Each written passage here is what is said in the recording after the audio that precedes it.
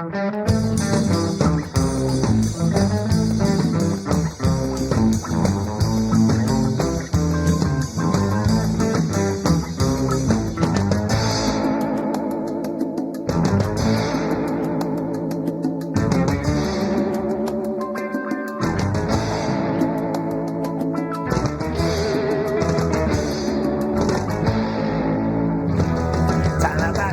qué alegría encontrarte hoy para cerrar la semana. Para cerrar la alegría, sí. En realidad, sí. Sí. Es alegría porque es todo lo que nos deja y su eternidad, digamos. Totalmente. La noticia Pero del día. tristeza. La noticia del día, hay tristeza, nos deja alguien que es eterno, que por eso decíamos es raro estar despidiendo y hablando de la muerte de una persona que nos deja sus canciones, nos deja su poesía, pero sobre todo nos deja también una forma de mirar el mundo, Exacto. Una forma de hacer las cosas totalmente diferentes. Para una generación fue un camino nuevo en aprender y para mucha gente fue un lugar de pertenencia, es un lugar de pertenencia. Absolutamente, sí. Quizás el artista más importante del Río de la Plata, esto es a modo personal, pero sobre todo... Fue un fenómeno cultural, social, musical. Total. Bueno, toda la gente que llevaba todos los conciertos, bueno, y ahí, la gente, lo que decía vos, el sentido de pertenencia, de no faltar a ni uno. Y en eso me quiero también como quedar, las misas. Que es más allá de las canciones, y uno puede decir te gusta más, te gusta menos, escuchaste, no escuchaste tanto. Lo que es inevitable es que su pasaje por la tierra ha hecho que muchísimas personas sean felices y tengan un lugar donde refugiarse en momentos de tormenta, y eso no es menor en un mundo tan complicado como el de hoy. Así que, Carlos querido, Indio, gracias por todo. Y así ahora vamos a arrancar Mira Montevideo. Abrazo a toda la familia ricotera. Claro que sí, vamos arriba. Bueno, y ahora sí les vamos a contar los contenidos que tenemos hoy. Bueno, hoy vamos a estar conversando con Nausica Palomeque. Nausica Palomeque es una periodista, pero también es productora y es la creadora del proyecto 8 que Cuentan. 8 que Cuentan comenzó como un ciclo de podcast que era de cuentos uruguayos, y ahora se vino el segundo ciclo, pero este ciclo ya se agranda el proyecto, porque además se agranda posta, porque además de que tenga que ver con un podcast y con cuentos, en este caso de Latinoamérica, o sea, se agranda a nivel regional, también se edita un libro, que el libro combina edición en braille, pero también normal, y macro tipografía. Ahí va, macro tipografía. Así que bueno, vamos a estar conversando con ella cómo se viene este nuevo ciclo de 8 que Cuentan. Bueno, ella ha ganado premios con podcast. Este podcast mismo ganó en 2024 docente de literatura, el premio también. Sonora, Aural, claro. O sea, es una salada. Nausica Palomeque es una salada. En radio nos ha acompañado también con su voz durante años en No Toques Nada. Así que nada, una salada que la vamos a tener por segunda vez acá, porque ya la tuvimos en aquel queridísimo segmento de Escuchá Montevideo. Escuchá Montevideo. Bueno, también vamos a tener... La memoria está brava. Está brava, pero bueno, pero algo queda. Me acuerdo también que todos los sábados ahora de junio a las 20:30 en el Museo Torres García puedes ir a ver teatro. Ay, capaz que para mucha gente a veces pasa por ahí, lo ves solo como un museo, pero tiene una sala de teatro donde suceden cosas hace años. Pero bueno, siempre está bueno refrescarlo. Así que van a tener la oportunidad de estar yendo a ver los sábados Nornas. Las Nornas, la última Barabunda. La última Barabunda. Que es teatro de bufones. Teatro físico, me dijiste vos, porque yo voy aprendiendo terminología. Sí, teatro de bufón también. Y bueno, y que mezcla un poco el humor y te muestra, ¿no? Así como...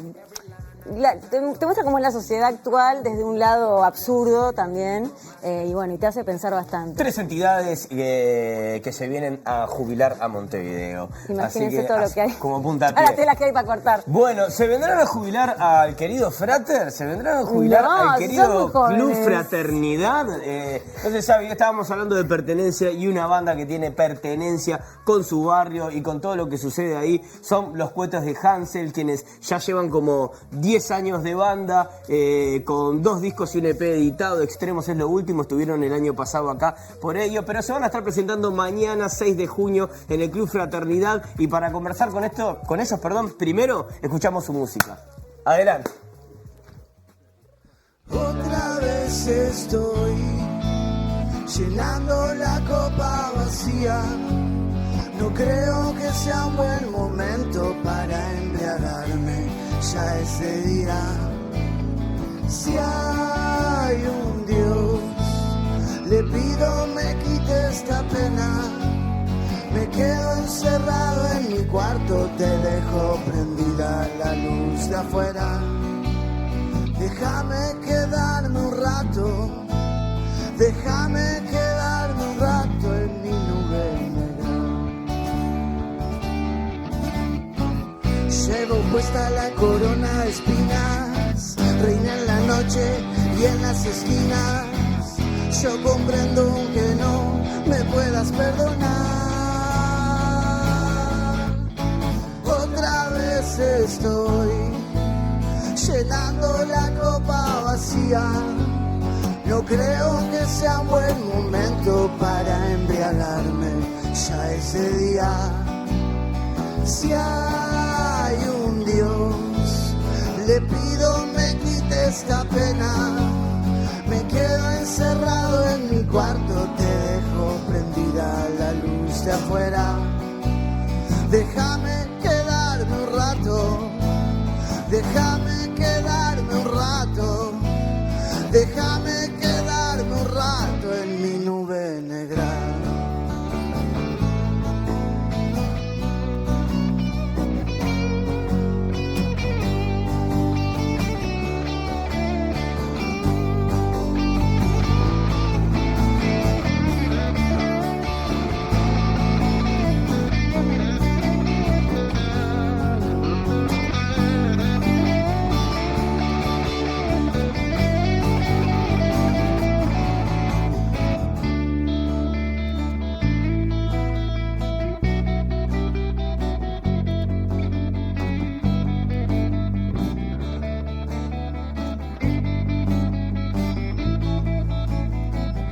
Hoy lo siento en carne viva, no tengo fuerza para exigirme a mí, pelear o morir.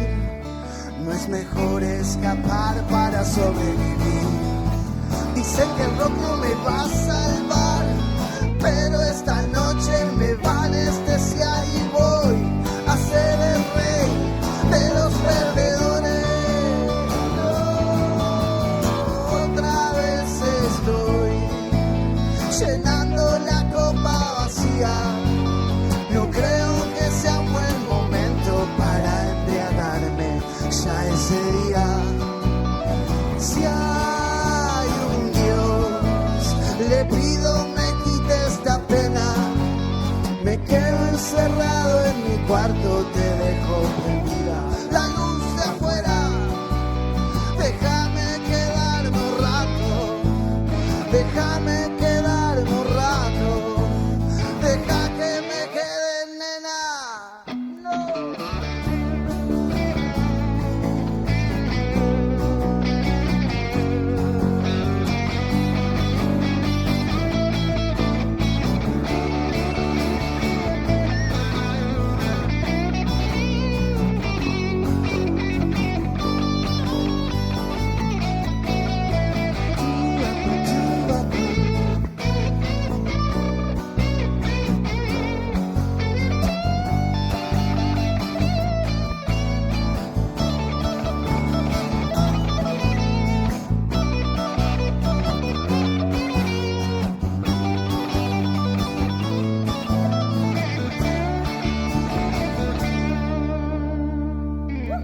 ¡Dale!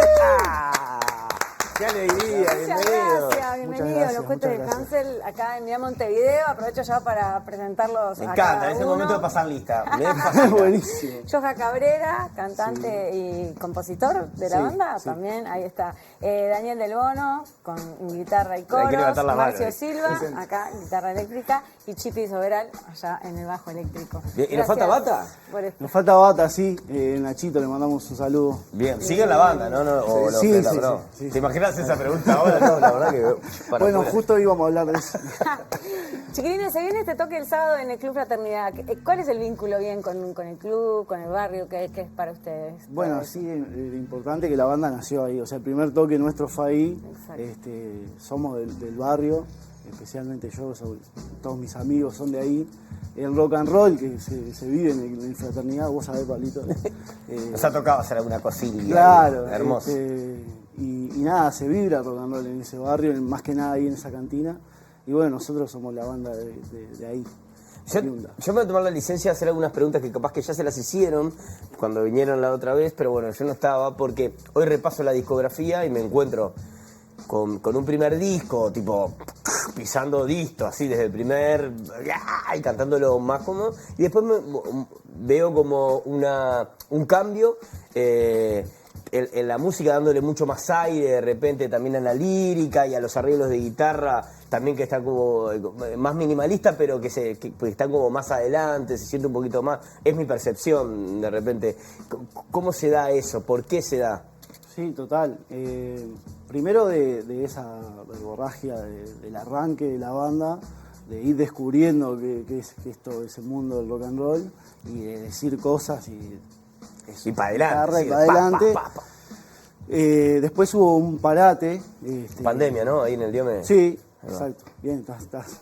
Sí, yo de la pandemia me acuerdo, eso sí, hay cosas que no me acuerdo. Y ahí, bueno, Travesía, que es el disco que viene siguiente, lo compuse mismo en pandemia, en soledad, y ya habiendo escuchado muchas otras cosas y también ganando un poco de experiencia a nivel musical, y era otra tranquilidad, ¿viste? Claro. De tu casa, me llevaba a eso, ¿viste? Y nos gustó, nos empezaron a gustar más las melodías, ¿viste? Componer desde ahí. Si bien está el rock and roll, sigue estando y va a seguir estando. Clarísimo. Medio que salió así, natural, y nos copa. Es como esas canciones son hijas de un contexto, se puede decir. Sí, siempre van para la letra, ¿viste? Y ahora Extremos, que aparte tiene un nombre contundente, el EP. El EP, bueno, justamente eso, se va a los extremos porque a nivel musical hay otra búsqueda ahí de canciones que teníamos. Y dijimos, vamos a sacar un EP con un poco, bueno, juega con todo. Por eso lo llamaron así, porque se iban para exacto, otro lado. Sí. Sí. Pero dentro de las canciones mismos en Extremos hay una punta que es para la música y una punta para la letra, ¿no? Sí. De alguna manera. Sí. En esos extremos, ¿cómo son, cómo se dice, opuestos, si se quiere? O sea, ¿hay algo opuesto entre la letra y la música? Por ejemplo, decía, la música más minimalista, la letra le pongo más pienso, o al revés, la letra acompaña más y a la música le pongo más pienso. Pienso en el sentido, a todo se le pone pienso, ¿se me entiende, no? Sí. Estoy medio entreverado, perdón. Sí. La canción misma siempre sale desde el sentimiento que hay en el momento, de lo que se está experimentando en ese momento. Y Extremos, mismo la canción Extremos es como una melodía alegre, o sea, que va para arriba, y la canción en realidad no está diciendo algo tan feliz. Eso nos pasa. Mismo con El Rey y los Perdedores, que es la que tocamos ahora, en realidad es un momento bastante oscuro. Y bueno, y se va a la canción un poco más alegre a veces, si se quiere, o un sonido que vaya más para arriba, ¿viste? Total. ¿Pero eso lo hacen adrede o es porque les sale así? O sea, ahí va a estar Hay la un canción poco y un poco, hay un poco poco y y un un poco. Sí, también hay una canción que se llama Mejor que esto en Travesía y es todo para La música todo en menor. Claro, sí. Para sacarla en invierno. Hubo una época donde había que elegir los cortes, en qué momento salían, y decían, bueno, las canciones menores en invierno y las que tienen acordes mayores en verano. Eso te lo decían la discografía, te decían eso. Increíble. Claro. Y vos decís que los temas salen, o sobre todo específicamente las letras, según lo que estás experimentando en el momento. Pero es lo que experimentás vos o también te dejas permear por lo que pasa a nivel social. Siempre están atravesadas por el contexto social y personal. Es como que se mezclan las dos cosas, ¿viste? Nosotros justamente ahora vamos a sacar una canción. ¿Cómo es? Ya sabes. La canción que vamos a tocar ahora la estamos estrenando. Va a estar disponible en estos días. Yo buscaba el título, teníamos el título de la canción, pero no está en ningún lado, es una canción nueva. Es que la idea era presentarla. Y bueno, también habla, si bien hay muchas canciones que son como súper introspectivas, esta también, pero también habla de una etapa social bastante importante y que la gente incluso nos comenta como que es la historia de mi vida, o sea, se sienten identificadas con lo que pasa. Y bueno, en realidad esa canción tenía otro nombre, otro contexto, pero pasa el tiempo y sigue estando las mismas circunstancias. Claro. Sí, ya hace un tiempo, y eso mezcla como desde lo personal y también lo social. O sea, dentro de la canción se atraviesan las dos cosas. Pero siempre es como que no es tan buscado, no te voy a mentir, no es tan buscado el de, bueno, vamos a hacer este sonido desde acá. Es como que la canción va al sentir. Es lo que va pidiendo el tema. Sí, por ahora es eso, ¿viste? Perfecto. Después sí le buscamos la vuelta. Para mí. Bien, no, mirando la nota que habían hecho el año pasado, ahí contaban un poco, bueno, el cambio de formación, en ese momento esto que decías vos, a partir de Travesía, entra la gurizada joven, nueva, pero vos estabas componiendo, ¿no? Vos eras como el compositor y bueno, se sumó la banda, se adaptó a esas canciones. Sí. Hoy es una realidad diferente, ya es una banda que ya lleva un par de años o más en esta formación, ¿no?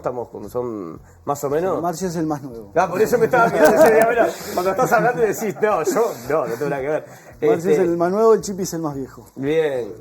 Sí, y bueno, ¿cómo es ahora la dinámica de banda a la hora de trabajar? ¿Se sigue manteniendo que vos bajás una idea y la banda la recibe? Todos hacen así, ¿es así? Sí, es así. Sí, pero es más en conjunto ahora. Travesía lo grabamos con el productor musical Gabriel Araujo, le mando un saludo, mano a mano.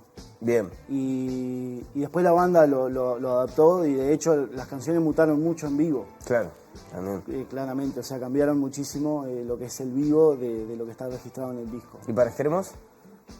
Para extremos casi que igual, eran canciones que quedaban rezagadas, dijimos, bueno, juntémoslas acá y saquémoslo. Un café, que es la que empieza, es la única que grabamos todos. Ahí va. Es así. Perfecto. Es más, la canción no tenía ese ritmo, ni iba por ese lado, sí la letra, y la laburamos entre todos. Y ahora estamos como más en esa. Siempre traigo las letras o alguna idea desde la guitarra, y después se transforma. Ya estamos como... Excelente. Bueno, Pablito decía hoy al principio que queríamos saber un poco cómo falleció el Indio Solaris y si para ustedes también fue como un músico así de referencia o les generó algo, ¿qué significó? Sí, sin duda que sí.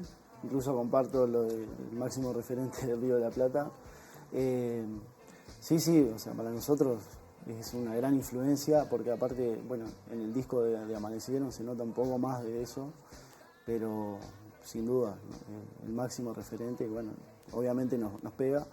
Justo para el show de mañana ya habíamos preparado una canción de Los Redondos, y bueno, cayó otra noticia, así que tenemos también como una manera de homenajearlo en este show especial también para nosotros. Eso habló y que decíamos esto, cómo se ve una persona que ya era eterna, porque, o sea, millones de bandas tributos, todo el tiempo bandas tocando canciones de Los Redondos, del Indio, ¿no? Como un eterno homenaje en vida y bueno, ahora ni que hablar, Así que bueno, chiquilines, nada, lo mejor para mañana, va a estar divino, recordamos la hora en el Frater, ¿a qué hora es? 21 horas. 21 horas, cuídenlo, que es un hermoso club que recibe mucha cultura del barrio, sí. Y bueno, y va a ser un poco el repaso de los dos discos, extremos, va a haber todo un poco. Sí, hay de los tres, del EP y los dos discos, y bueno, esta canción nueva que vamos a tener también va a estar ahí y obviamente alguna canción de otros artistas, como el Indio, obviamente. Sí, va a ser un show largo y tendido. También cierra la noche DJ Neptune, Mati Grassi.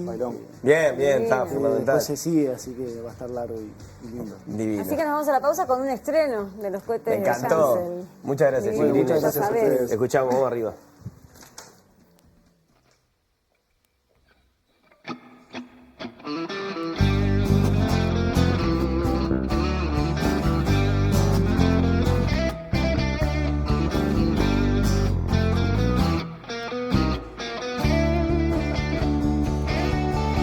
Se están pasando los años como si nada, y ya no puedo aprenderme el guión. Los lujos, los autos, la vida comprada. Yo cada vez estoy más lejos de Dios. Entre alquileres y deudas la cosa está salada. No hay ser humano que pueda aguantar. Mis amigos ensayan a la madrugada. El rock and roll nunca nos puede faltar. Ya sabes que clase yo soy. Ya sabes de mi mejor versión. Ya sabes que te escribí alguna que otra canción. Sabes que estoy fascinado con vos.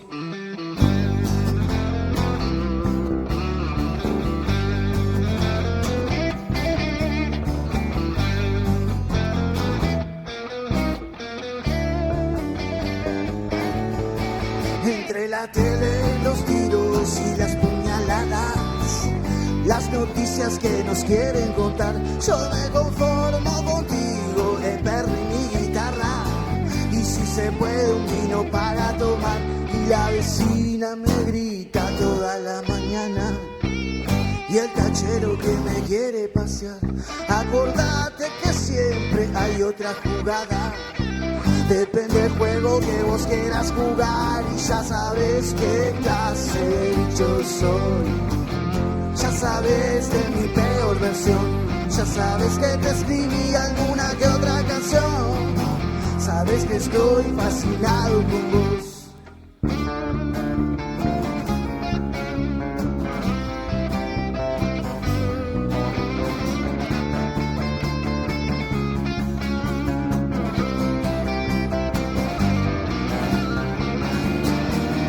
Ya sabes que clase yo soy. Ya sabes de mi mejor versión. Ya sabes que te escribí alguna que otra canción. Sabes que estoy fascinado con vos. Y ya sabes qué clase de bicho soy. Ya sabes de mi peor versión. Ya sabes que te escribí alguna que otra canción. Sabes que estoy hasta las manos con vos.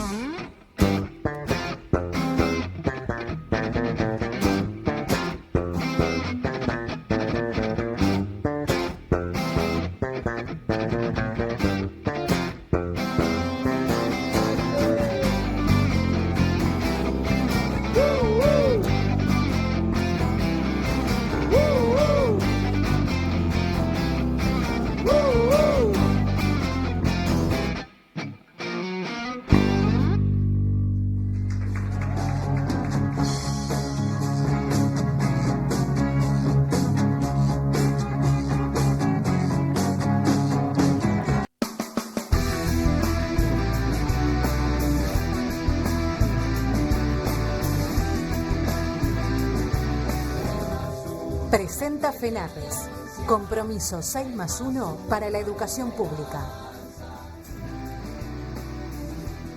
Y bueno, como decíamos al principio del programa, todos los sábados de junio a las 20:30 horas en el Museo Torres García se va a estar realizando la obra de teatro bufón, ¿cómo quiero aprender las terminologías? Sí, de bufones. Teatro de bufones, perfecto. Llamada Las Nornas, la última Barabunda.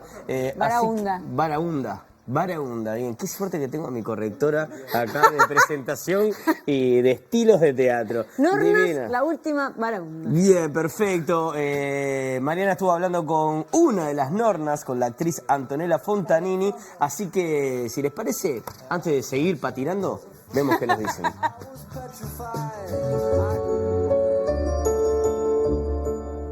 Zona cultural Silasay, la peatonal Sarandí de Ciudad Vieja, y acá está el Museo Torres García, que tiene un teatro, y allí está sucediendo el estreno de Nornas, la última Barabunda, que es una historia que pone en escena a tres mujeres que son tres bufonas, un homenaje al teatro físico que aborda diversos temas como la maternidad y también la muerte. Conversamos a propósito de esta historia con una de las Nornas, que es Antonella Fontanini.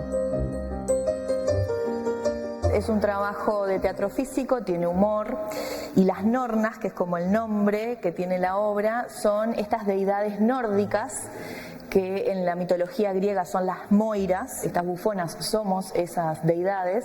Una es el nacimiento, la vida, la muerte, y viajamos por el mundo y estamos cansadas y decidimos venir a Uruguay a jubilarnos, a descansar.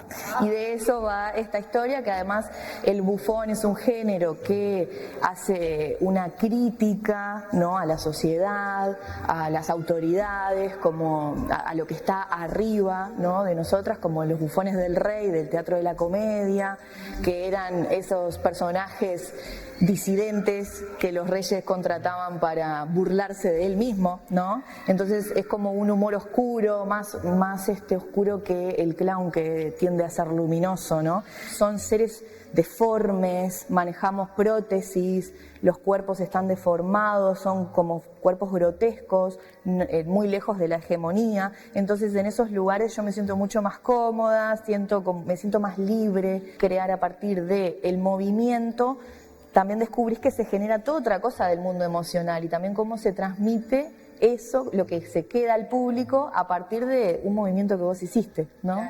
Y me imagino que se trae diferentes interpretaciones, ¿no?, de parte del público. Capaz que puede significar un mismo movimiento varias cosas, pero ¿cuáles son, según tu percepción, los temas que esta obra pone sobre la mesa?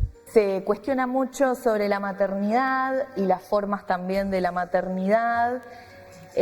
Hablamos mucho también de la uruguayés, tomamos muchas cosas del ser uruguayo y nos reímos un poco de eso y de, bueno, lo que es nuestra sociedad y como esa chatura, ¿no? Y también la muerte. Creo que la muerte es lo que más interpela a las personas. Porque somos el nacimiento, la vida y la muerte de los personajes, ¿no? Entonces creo que las personas conectan más con el personaje de la muerte, y hemos recibido comentarios de todo tipo, de gente que se emociona, gente que llora, se ríen porque es una hora de risas, pero son risas que interpelan. Entonces la gente se queda procesando y nos mandan sus mensajes después con sus diferentes percepciones, ¿no?, de la obra. Esta obra ganó Florencio a Mejor Vestuario. Contame cómo fue ese trabajo y cómo es para ustedes ahí estar conviviendo con esas capas, con esas texturas. Bueno, el vestuario es porque además el género bufón trabaja en lo que es la banda bufona. No es un personaje solo individual, sino en este caso somos 3 y somos una banda.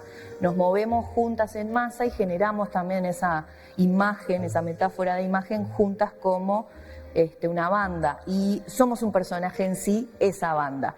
Entonces, la confección del vestuario también tenía que jugar con eso, con las formas, las prótesis que las hizo Lorena Rosano, el vestuario y también Lorena Rosano con Evana Fried, el diseño y la realización. Y la verdad que fue un trabajo espectacular, porque cuando ves las fotos hay toda una colorimetría entre las 3, que compartimos compartimos texturas, compartimos colores, y después cada una tiene su acento en la prótesis, ¿no? En mi caso es el vientre, en el caso de otra compañera son los senos, otras la cabeza, y queda todo bien homogéneo cuando estamos todas juntas. Entonces la verdad que sí, es algo a destacar esa composición del vestuario, porque genera un personaje más.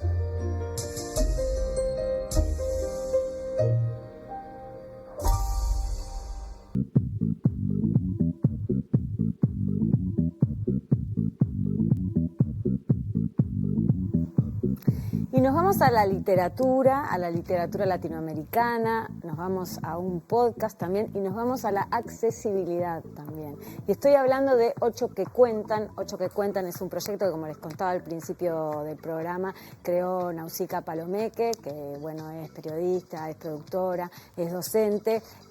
Hizo unos primeros Ocho que Cuentan, que era sobre literatura uruguaya, con el que hizo el podcast también. Y la segunda parte de este proyecto, miren qué maravilla con lo que viene. Viene con el libro en braille, que mezcla tinta, mezcla macrotipografía y mezcla braille para su accesibilidad. Y en estos segundos 8 que cuentan ya empieza a recorrer la literatura latinoamericana. Y ya estamos con ella, con Nausicaa Palomeque, a quien recibimos con un fuerte aplauso. Muchas gracias. Gracias. Gracias por estar acá. No, y gracias por traer invitarme. el prototipo ya. Y ahora van a ser 16. De este proyecto. 16 que cuentan. Ahora van a ser 16 que cuentan. Hay que cambiarle el nombre. No. Morimos con el 8. El 8 que cuentan. Bueno, que aparte el podcast ganó en 2024, Sí. ganó el premio Sonora acá en Uruguay, el premio Aural a Mejor Podcast. Y bueno, y ella tiene otros premios por otros podcasts internacionales, o sea, es muy capaz. Ay, me pongo colorada. No, por favor. Pero es verdad. Capaz que antes de meternos bien en esto nuevo que emprendiste, que fue hacer Una nueva aventura. libro que combina el braille con la tinta, ¿no? Que puede leer una persona que ve, una persona no vidente. Vamos a hacer un poco la historia de 8 que cuentan, cómo surge. Bueno, la primera, 8 que cuentan es un proyecto que tiene dos corazones, yo diría. Uno que es lo que estamos viendo acá, que son los libros en braille y macrotipo, que es como mencionabas tú, que es letra ampliada, letra grande, en este caso es tamaño 22. Son libros de literatura. La primera temporada era de literatura uruguaya, 8 cuentos pensados, destinados a ir a los liceos de educación media en Uruguay, liceos públicos donde hay estudiantes con ceguera y baja visión. Esos 8 cuentos, a su vez, los libros tienen un código QR que te llevan a las plataformas donde te vas a encontrar esos mismos cuentos interpretados por actores y actrices uruguayas con un diseño de sonido que te invita a tener una experiencia de escucha inmersiva, ¿no? Yo siempre aconsejo con auriculares, ¿no? Con diseño de sonido, como para tener, es como otro camino para llegar a la literatura. Eso fue la primera temporada y claro, los cuentos, si no tenés el libro, podés llegar a través de las plataformas, ¿no? Spotify, YouTube, los encontrás ahí. Sí. O sea que tenés 2 caminos para llegar. Y ahora estamos lanzando la segunda temporada, que se abre a la región con un cuento de Uruguay, que es de Fabián Severo, y nos abrimos no cubro toda América Latina porque son más de 8, pero nos abrimos a escritores y escritoras de la región. Esta vez hicimos un trabajo de diseño, trabajamos todo el año pasado con el diseño de los libros y ahora estamos empezando a trabajar en la parte de ficción sonora. Esta vez lo hicimos como en 2 etapas, para ir como con más precisión. Y uno se pregunta, ¿no? Porque a veces, te quiero hacer esa pregunta que en parte conozco la respuesta porque ya te he escuchado, pero claro, uno dice, ¿por qué un libro que ya tiene un podcast y que podés escuchar el cuento, ¿por qué hacerlo en braille? Bueno, parte de una necesidad bien concreta, que son objetos escasos y de alto costo. Yo lo primero que estudié fue profesorado de literatura y nunca vi un libro en braille en una biblioteca de un liceo y no es porque no se necesitara. Entonces parte de una necesidad y lo que teníamos ganas de hacer, porque estoy yo, pero hay un equipo atrás, era de hacer un aporte bien concreto, bien real, de decir, bueno, estamos aportando un libro. Esa es la idea, ese es el espíritu del proyecto. Y originalmente los libros iban a ser, cuando la primera idea era hacerlos solo en braille. Lo que fuimos trabajando desde aquella primera edición, que pasamos del braille, a partir de la recomendación de Florencia Espinosa, que es una de las correctoras del libro, que es una excelente lectora de braille, es una mujer que tiene ceguera, y ella me dijo, tenés que hacer un libro, no hagas solo un libro en braille, haz un libro que yo pueda leer con mi hijo, ¿no? Un libro que sea integral, y entonces ahí me dijo, lo tenés que hacer en braille y en tinta también. Entonces ahí empezamos como esta aventura de cómo trabajar el braille y el macrotipo, que es para baja visión, y lograr que sea un libro, en definitiva, integral, un libro porque también un libro solo en braille ni vos ni yo lo íbamos a poder leer. Exacto. Entonces, y también ahí empezás a pensar como la trazabilidad del libro. Yo me lo empecé a imaginar en la biblioteca del liceo, por ejemplo, ¿no? Entonces vos decís, bueno, la bibliotecaria, el bibliotecario, le llega un libro en braille, seguramente no lee braille, no iba a ser tampoco, ¿no? Entonces, o la profe de literatura que quiera utilizarlo, y ahí empezamos a imaginar esta idea de un proyecto que fuera un libro que sea lo más universal posible, que sea integral, ¿no? Que mi fantasía es 2 estudiantes leyendo, uno que pueda leer en braille y otro que sea en tinta. Por eso tienes, y la idea es,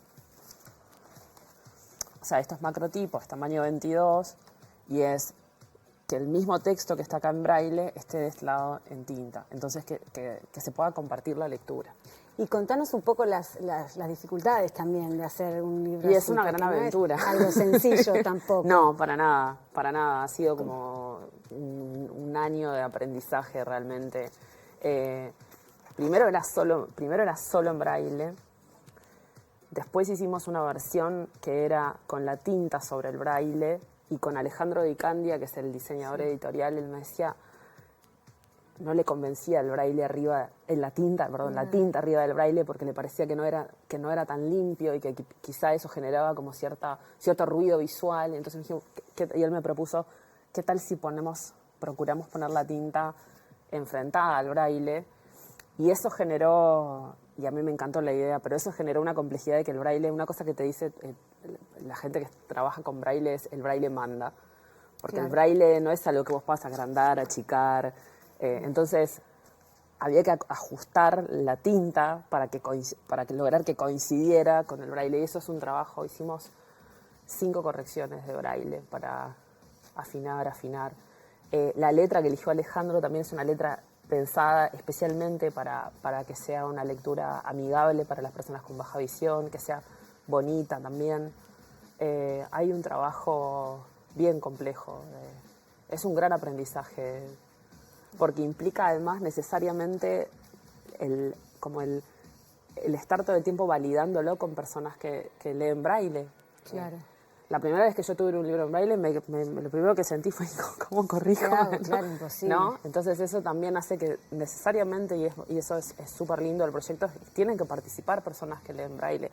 Otra de las cosas que nos pasó, por ejemplo, si vos vas a mi casa vas a ver una mesa larga desde el primero hasta, ¿no? los distintos ensayos, porque hay unos cuantos fracasos, y ¿no? ensayo y error.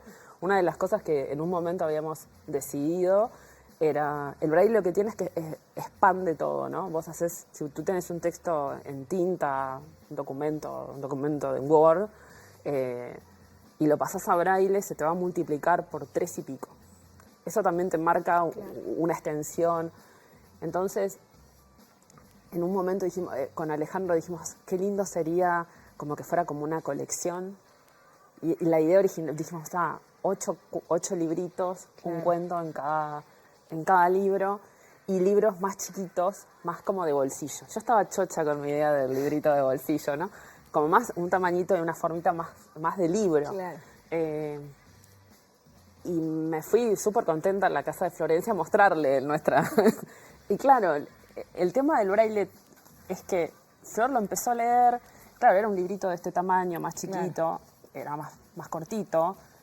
Y claro, el braille expande mucho, entonces lo empezó a leer y me decía, me queda muy corto.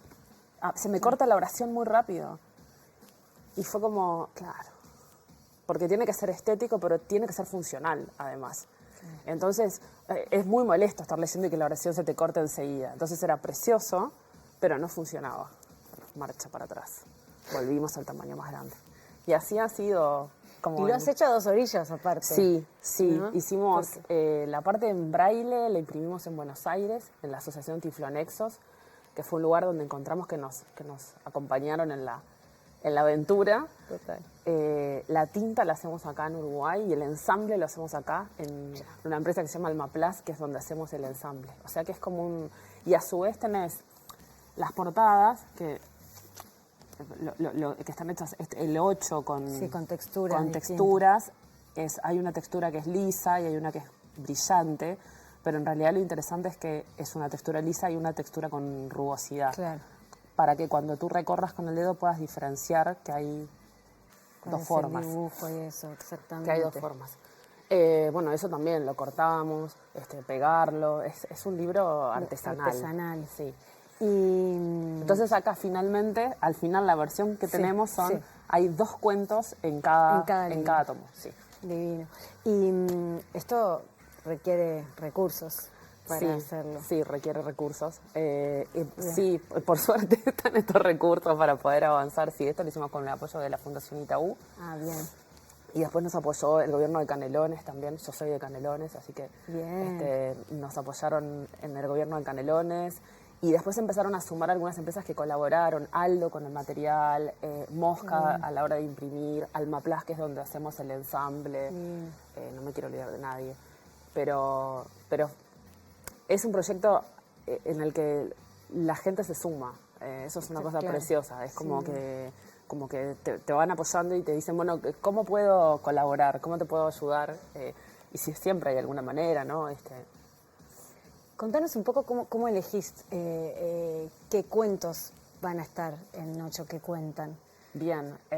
Más allá de que la primera edición eran cuentos uruguayos y ahora es más latinoamericano.